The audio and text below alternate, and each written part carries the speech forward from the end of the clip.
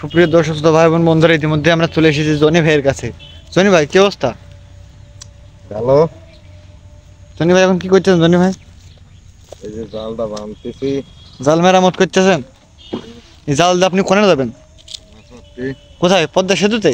হ্যাঁ, পদ্মা সেতুতেই যাবো। এই এই জাল দিয়ে আপনি পদ্মা সেতুতে কি কি মাছ মারেন?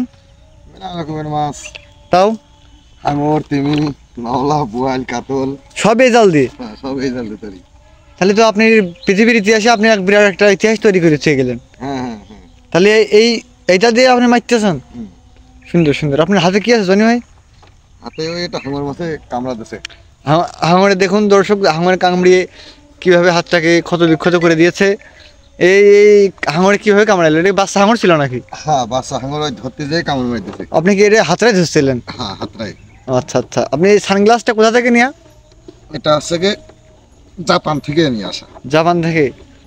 জাপান থেকে কি আপনি নিজেই নিয়ে এসেছেন নাকি অন্য কারোর মাধ্যম দিয়ে নিয়ে এসেছেন? না, আমি নিজেই নিয়ে আসি। আপনি কি জাপান গিয়েছিলেন? হ্যাঁ, গিয়েছিলাম ওইখানে। দেখুন দর্শক, জাপান আমাদের জনি ভাই গিয়েছিল জাপান, তার এই পরিবহন নিয়ে।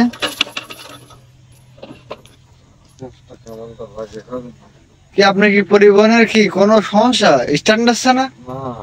তাহলে দেখুন দর্শক, কিভাবে সে তালাটা খোলার চেষ্টা করতেছে। ও,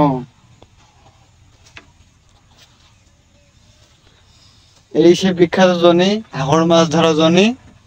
তার বিভিন্ন ধরনের রেকর্ড আছে। তার রয়েছে ফিশিং কার্ড আছে নাকি? ওয়াও, ওই যে কার্ডটা তার না, তার আব্বার।